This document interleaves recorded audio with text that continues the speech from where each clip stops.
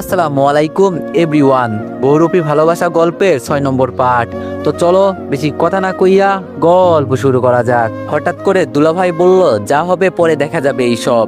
দুলাভাই পিস্তলটা হাতে নিয়ে বলল, এটা আমি নিয়ে গেলাম, আমার দোকানে রেখে দিব, যদি কোনো দরকার পড়ে। তুমি তো মিয়া সেনাবাহিনীর চাকরি করো, লাইসেন্স করা একটা পিস্তল নিয়ে নিবে তুমি। আমি আপুকে ছেড়ে চোখের পানি মুছে বললাম, আচ্ছা ঠিক আছে নেন, সমস্যা নেই। দুলাভাই বলল, তা তুমি যাবে কবে? আমি বললাম, এই তো আর কয়েকদিন আছি, পরে চলে যাব। দুলাভাই বলল, এখন তো চাকরি পেয়েছো, ধীরে ধীরে সবকিছু হবে, তা বিয়ে টিয়ে? আমি আপুর দিকে তাকিয়ে বললাম, আপু তোর জামাইকে বল এইসব কথা না বলতে, মাত্র চাকরি পেয়েছি, এখন আবার বিয়ে কিসের রে? এইসব বিয়ে টিয়ে আরো অনেক পরে, আগে মাহিকে ভালো একটা ছেলে দেখে বিয়ে দিব, পরে আমি আমার বিষয় নিয়ে চিন্তা করব। মাহি মুখ বাঁকিয়ে বলল, খেয়ে দে, আমার কাজ নেই, আমাকে তোর বিয়ে দিতে হবে না, আমি গেলে তো তুই বিয়ে দিবি, আমি তো সব সময় আমার আম্মুর কাছেই থাকবো। মায়ের কথা শুনে আমি হাসতে হাসতে বললাম, তাই নাকি? দেখাই যাবে সামনে কতদিন আছে। কথা বলতে বলতে নাস্তা শেষ করলাম, দুলাভাইয়ের সাথে কিছুক্ষণ আড্ডা দিয়ে রুমে চলে গেলাম। রুমে গিয়ে বিছানায় মাথা দিয়ে শুয়ে আছি, তখন আপু রুমে ঢুকলো। আপুকে দেখে বসে বললাম, কিছু বলবি কি আপু?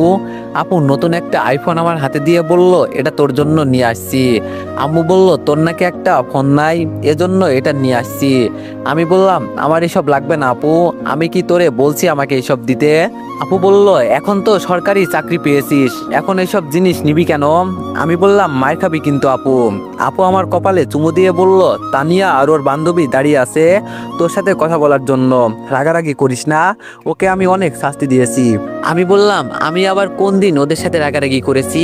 তোর মেয়ে আর ওর বান্ধবী যেই দিন আমাকে মারতে নিয়েছিল সেই দিনও আমি ওদের কিছু বলি নাই, শুধু কষ্ট লাগলো এই জায়গায়, জানিস আপু, ও আমার আপন ভাগ্নি হয়, আমাকে ওভাবে একা স্কুলে নিয়ে সবার সামনে অপমান করেও পরে মৃত্যুর মুখে ঠেলে দেওয়া, এটা কি ও করতে পারলো তুই বল? আপু বলল, এখন কি ওকে তুই মারবি? সমস্যা নেই, মারতে চাইলে মারতে পারিস, আমি কিছু বলবো না, ছোট মানুষ তো এত কিছু বোঝে না। আমি বললাম, ধুর, তুই শুধু উল্টাপাল্টা বুঝিস, আচ্ছা ওদের আসতে বল। আপু রুম থেকে বের হতেই তানিয়া আর ওর বান্ধবী ঋতু রুমে ঢুকলো। তানিয়া আমার পাশে বসে পড়লো আর ঋতু দাঁড়িয়ে আছে। তানিয়া আমার দিকে তাকিয়ে বলল, মামা ভালো আছেন? আমি হাসি দিয়ে বললাম, ভালো থাকার জন্যই তো তোমাদের ওখান থেকে পালিয়ে আসছি। আমার কথা শুনেই তানিয়া আর ঋতু আমার পায়ে ধরে বলল, মামা আপনি আমাদের মাফ করে দেন, রাগের মাথায় আমরা কত ভুল করছি, প্লিজ আপনি আমাদের মাফ করে দেন, আমরা আর কোনোদিন এমন ভুল আর কখনো করব না, আপনি প্লিজ আমাদের মাফ করে দেন। আমি বললাম, আগে আমার পাসওয়ার্ডও বলছি। ওরা বলল, না ছাড়বো না, তার আগে বলেন আপনি আমাদের মাফ করছেন। আমি এবার ধমক দিয়ে বললাম, আগে আমার পাসওয়ার্ডও বলছি। আমার ধমক শুনে ওরা আমার পা ছেড়ে দিয়ে মাথা নিচু করে দাঁড়িয়ে আছে। আমি এবার বললাম, তোমরা ছোট মানুষ, ভুল তো করতেই পারো, কিন্তু তাই বলে এমন কিছু করবে না যেই ভুলে মানুষের জীবন শেষ হয়ে যাবে। তবে যাও, আমি কিছু মনে করি নাই, আর কখনো কারোর সাথে এমন করবে না।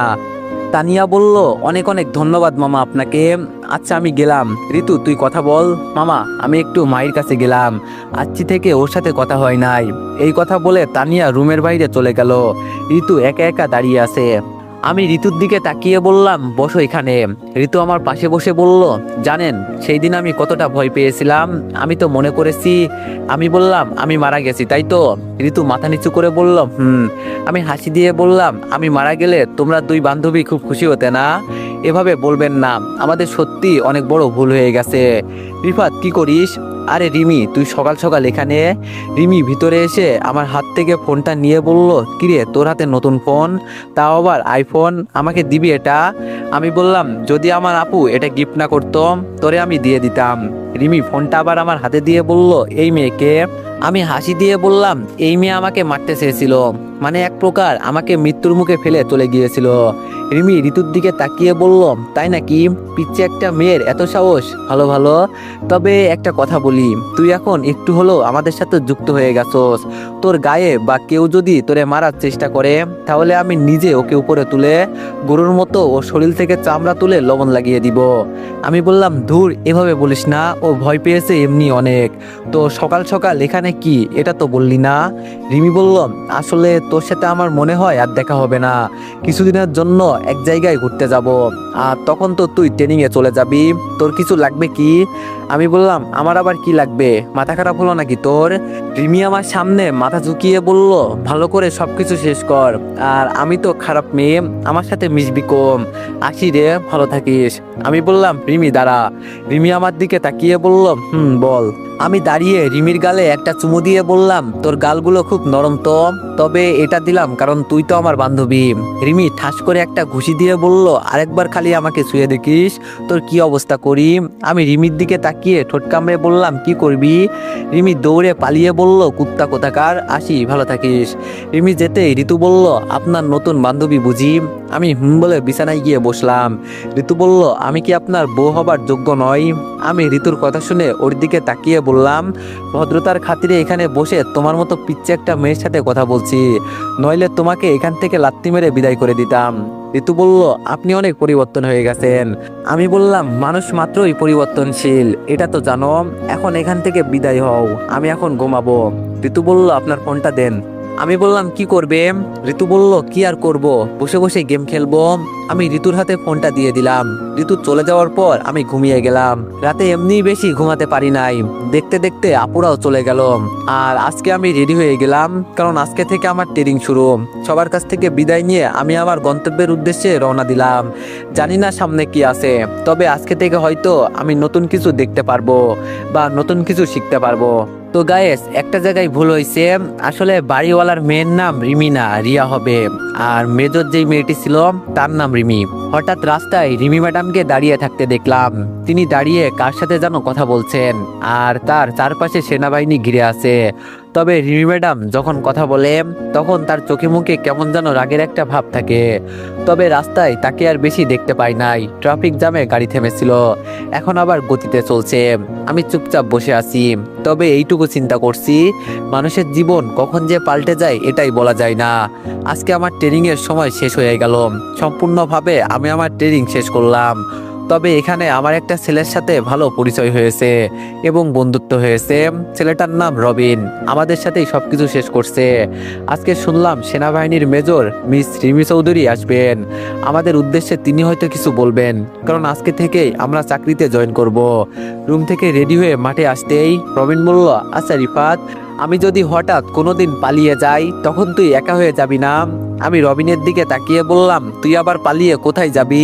চাকরি ছেড়ে পালাবি নাকি? রবিন হাসি দিয়ে বলল, এমন কিছুই ভাবতেছি। আমি বললাম, বাহ, ভালো ভালো, তাহলে তোর চাকরি করার দরকার নেই, চাকরি ছেড়ে এখনই চলে যা। রবিন বলল, আরে ধুর, মজা করলাম, চল লাইনে গিয়ে দাঁড়াই। রবিন আর আমি সবার সাথে গিয়ে লাইনে দাঁড়ালাম। দেখতে দেখতে রিমি ম্যাডাম চলে আসলো। আজকে অনেক দিন পর রিমি ম্যাডামকে দেখলাম। তবে রিমি ম্যাডাম দিন দিন কেমন যেন সুন্দর হয়ে যাচ্ছে। রিমি ম্যাডামকে এতটা সুন্দর লাগছে যেটা বলার বাইরে। এক দৃষ্টিতে আমি তার দিকে তাকিয়ে আছি। রিমি ম্যাডাম যে আমাদের এলাকার, এটা আমি রবিনকে কখনো বলি নাই। তবে আমার জীবনে সবচেয়ে বড় ভুল হলো রিমি ম্যাডামকে প্রপোজ না করা। হঠাৎ রবিন পেছন থেকে আমাকে চিমটি দিয়ে বলল, কিরে, তুই মেজরের দিকে এভাবে তাকিয়ে আছিস কেন? তিনি জানতে পারলে তোর চাকরি কিন্তু শেষ। আমি বললাম, চাকরি গেলে যাবে, এতে আমার কি? রবিন বলল, চুপ, মার খাবি, এখন চুপচাপ দাঁড়িয়ে থাক। কিছুক্ষণ পর রিমি ম্যাডাম দাঁড়িয়ে তিনি তার মতো ভাষণ দিতে লাগলেন। এতদিন পর আমাদের ট্রেনিং শেষ করলাম, কিভাবে দেশের সেবা করতে হবে, কিভাবে দেশের মানুষকে রক্ষা করতে হবে, এই সম্পর্কেই তিনি বলছেন। হঠাৎ করে আমার ফোনটা বাজতে লাগলো। পাশ থেকে একটা ছেলে বলল, কিরে রিফাত, তুই এখানে ফোন নিয়ে আসলি কেন? কেউ জানতে পারলে কি হবে জানিস? আমি ছেলেটাকে চুপ থাকতে বললাম। রবিনকে বললাম, তুই রিমি ম্যাডামের দিকে একটু খেয়াল রাখ, আমি দেখি কে ফোন করেছে। রবিন শুধু বলল, বিপদে তো তুই একা পড়বি না, তুই তো মরবি, সাথে আমাকেও মারবি, এখানে ফোন নিয়ে আসার কি দরকার ছিল বল? আমি রবিনের কোনো কথার উত্তর না দিয়ে ফোন রিসিভ করলাম। আর ফোন রিসিভ করতেই ওপাশ থেকে হাসির একটা আওয়াজ ভেসে আসলো। তবে এই কণ্ঠটা আমি খুব ভালো করে চিনতে পেরেছি। এটা হলো আমার চাচাতো ভাই রাসেল। এতদিন পর ও আমাকে কল দিয়েছে, কোনো কারণ তো আছেই। তবে আমার কলিজার পানি কেমন যেন শুকিয়ে গেছে। ও তো আবার উল্টাপাল্টা কিছু করে নাই। এতদিন পর কল দেওয়ার মানে কি হতে পারে? আমি একটু ভয়েই বললাম, আরে রাসেল ভাই যে, এতদিন পর কি মনে করে? আমার কথা শুনে রাসেল ভাই হাসতে হাসতে বলল, শুনলাম আজকে নাকি তোর ট্রেনিং শেষ হয়েছে, আবার আজকে নাকি চাকরিতে জয়েন করবি। তো চাকরি হয়েছে আর আমাদের কিছু বললি না, এটা কি ঠিক করলি? তবে চাচিকে আমি কোথাও খুঁজে পাই নাই। আমি আজকে তোদের সেনাবাহিনীর মেজর রিমি আছে না, ওর বাবা মাকে আর ওর ছোট বোনকে তুলে নিয়ে আসছি। যদি তোরা সবাই মিলে তাকে নিয়ে যেতে পারিস তো আমার কাছে আয়। তবে স্পেশাল ভাবে আমি তোরে চাই, তুই একা আয়। আমিও দেখতে চাই তোদের সেনাবাহিনীর কেমন শক্তি আছে। আর সুমন বলল তুই নাকি রিমিকে পছন্দ করতি। আজকে আমি তার পরিবারকে তুলে নিয়ে আনছি। এখন তোদের রিমি ম্যাডাম হয়তো সবাইকে একই মিশন দিবে, তার পরিবারকে রক্ষা করা। যদি পারিস নিয়ে যা। আর তোর রিমি ম্যাডামকে অলরেডি আমি বলে দিয়েছি যে তার পরিবারকে আমি অপহরণ করেছি, কিন্তু আমিটাকে ও হয়তো জানে না, শুধু তুই চিনিস আমি কে। আর সাবধান, আমাদের গ্রামে আসতেই তোর বিপদ শুরু হয়ে যাবে।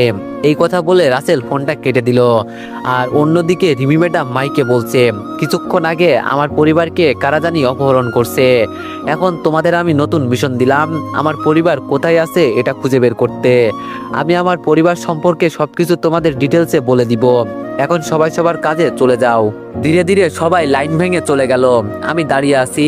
রবিন আমাকে পিছন থেকে বলল, রিফাত চল, আজকে নতুন মিশন পেয়েছি, অনেক মজা হবে। আমি রবিনকে বললাম তুই যা, আমি আসছি। সবাই চলে গেল। মাঠের মাঝখানে শুধু আমি একা দাঁড়িয়ে আছি। আর রিমি ম্যাডাম আমাকে দূর থেকে একা দাঁড়িয়ে থাকতে দেখে আমাকে ইশারা করে বলল, কি ব্যাপার, এখানে দাঁড়িয়ে আছো কেন? আমি হেঁটে রিমি ম্যাডামের সামনে চলে গেলাম। তবে তার পাশে অনেক সেনাবাহিনী দাঁড়িয়ে আছে, ওরা হয়তো তাকে গাইড করে।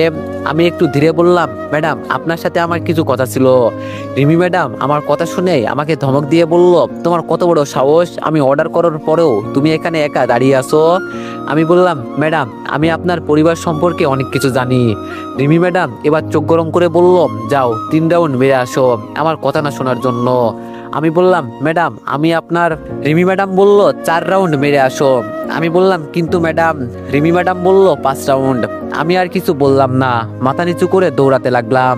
মনে মনে শুধু বললাম, আসছিলাম উপকার করতে, কিন্তু উল্টা আমাকে কথা শুনতে হয়েছে। এভাবে উপরে তিনি দেখতে কতটাই না সুন্দর, কিন্তু তার রাগ দেখলে মনে হয় ডাইনি একটা। কে যে ওকে চাকরি দিল এটাই বুঝলাম না। আমি আমার রাউন্ড শেষ করে কেবিনে চলে গেলাম। রবিন আমাকে দেখে বলল, কি জন্য ম্যাডামের সাথে বিয়াদুপি করতে গেলি এটা বল। আমি তোরে আগেই বলছি উনি খুব রাগী একটা মানুষ, কিন্তু তুই আমার কথা শুনলি না। এখন রেডি হয়ে নে, কাজে বের হতে হবে, আজকে আমাদের প্রথম মিশন। আমি রবিনকে ধরে একটু আড়ালে নিয়ে গেলাম। রবিনকে বললাম, রবিন আমি জানি ম্যাডামের পরিবারকে কারা নিয়ে গেছে। আমি তো তাকে এটাই বলতে গিয়েছিলাম, কিন্তু তিনি উল্টা আমাকে বকা দিল।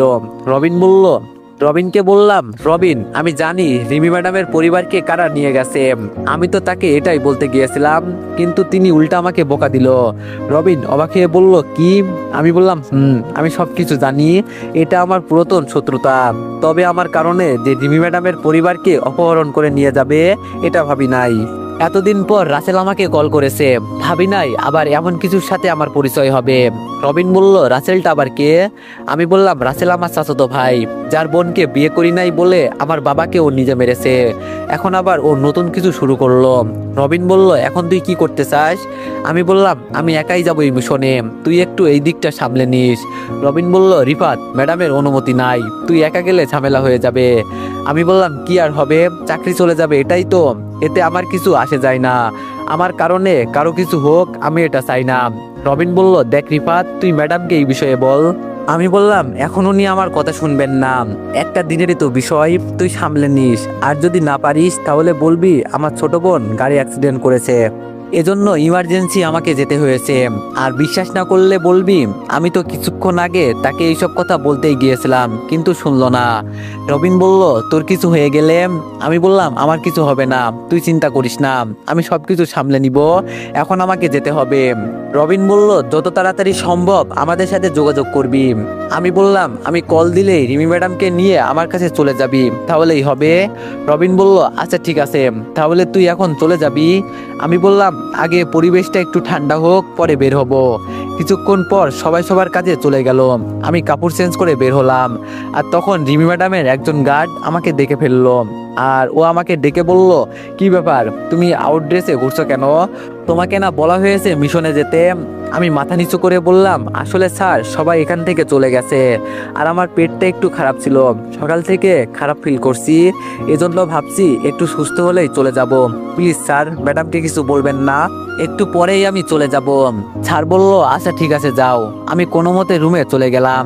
এখান থেকে বের হতে হলে সবাইকে 2 পাস বোঝাতে হবে। ধীরে ধীরে সেনাবাহিনীর গেট থেকে বের হলাম। রাস্তায় বের হয়ে রিয়ার নম্বরে কল দিলাম। অনেক দিন পর ওকে মনে হলো। যখন থেকে আমি ট্রেনিং করি তখন থেকে ওর সাথে আমার কোনো কথা হয় নাই। আম্মুর মুখ থেকে শুনেছি ওর নাকি বিয়ে ঠিক হয়ে গেছে। আমি কল দিতেই আমার ফোন রিসিভ করে রিয়া বলল, হ্যালো কে? আমি বললাম, রিয়া, আমি রিফাত। রিয়া বলল, ও রিফাত তুই, এতদিন পর কি মনে করে কল দিলি? আমি বললাম, শুনলাম তোর নাকি বিয়ে হয়ে গেছে। রিয়া বলল, আরে না, বিয়ে ঠিক আছে, হাজবেন্ড সরকারি চাকরি করে, আর এখন আমি সবকিছু ছেড়ে দিয়েছি। আগের রিয়া আর এখনকার রিয়ার মাঝে অনেক পার্থক্য। আমি এখন সবকিছু ছেড়ে বদলে গেছি। আমি বললাম, গাঁজা, সিগারেট? রিয়া বলল, ধুর, এইসব তো সেই কবেই ছেড়ে দিয়েছি, এর কোনো হিসাব নেই। এখন আমি আমার হবু হাজবেন্ডের কথাই চলি। আমি বললাম, তোর কথাগুলো শুনে আমার খুব ভালো লাগলো, এখন আমাকে একটা হেল্প কর। রিয়া বলল, বল। আমি বললাম, আজকে আমি একটা মিশনে যাচ্ছি, কেউ আমার সাথে নেই, আমার কিছু পিস্তল লাগবে, তুই কি দিতে পারবি? রিয়া বলল, রিফাত তুই তো জানিস। আমি বললাম, হ্যাঁ জানি, তুই সব কিছু ছেড়ে দিছোস, কিন্তু একটা শর্ট রেঞ্জের পিস্তল আমাকে দে, আর কিছু লাগবে না। রিয়া বলল, তুই এখন কোথায়, বাড়িতে আসবি কি? আমি বললাম, না, এখন বাড়িতে আসবো না, এখন আমি আমার দেশের বাড়িতে যাব, ওখানে রাসেলের সাথে কিছু হিসাব নিকাশ বাকি আছে। রিয়া বলল, দেখ রিফাত, এটা পুতুল খেলা না, তুই একা একা কিছুই করতে পারবি না। আমি বললাম, তোর কিছু করতে হবে না, বলছি তো আমি দেখে নিব, তুই স্টেশনে আয়, আমি এখানে আসি। রিয়া বলল, আচ্ছা ঠিক আছে। ফোন কাটার পরেই অফিস থেকে কল এলো। মনে মনে বললাম, এই রে মরছি। আমি ভয়ে আর ফোনটা রিসিভ করলাম না। কিছুক্ষণ পর রবিন কল দিয়ে বলল, আজকে তুই অফিসে আসলে তোর অবস্থা শেষ করে দিবে। রিমি ম্যাডাম আমাকে তোর কথা বলছে, তুই কই আসোস?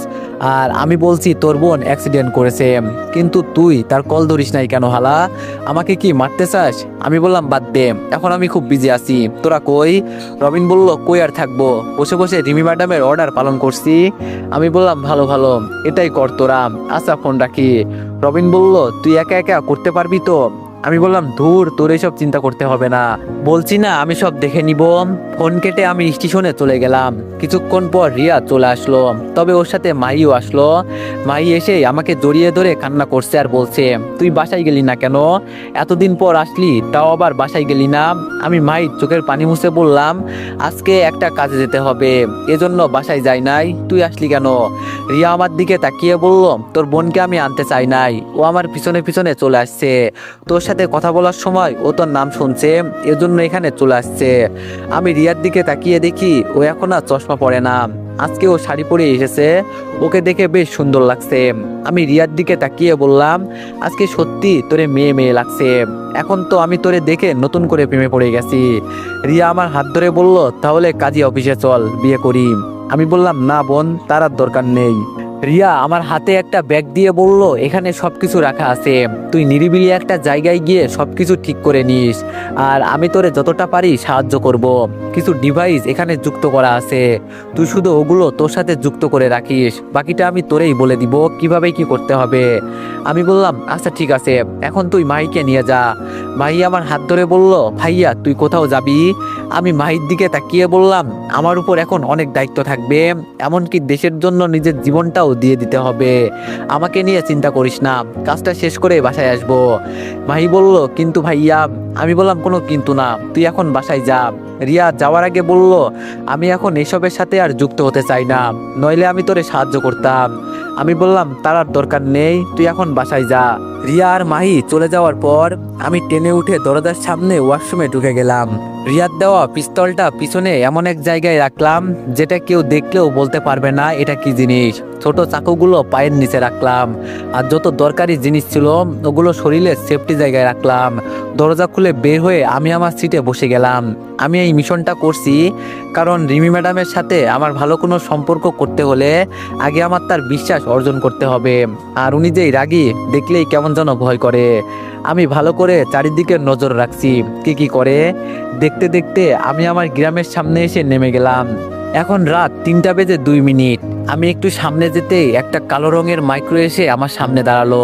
আর তখন মাইক্রো দরজা খুলে দুইটা ছেলে আমার দিকে পিস্তল তাক করে বলল, এখন চুপচাপ গাড়িতে ওঠ, নইলে তোর জায়গায় গুলি করে দিব।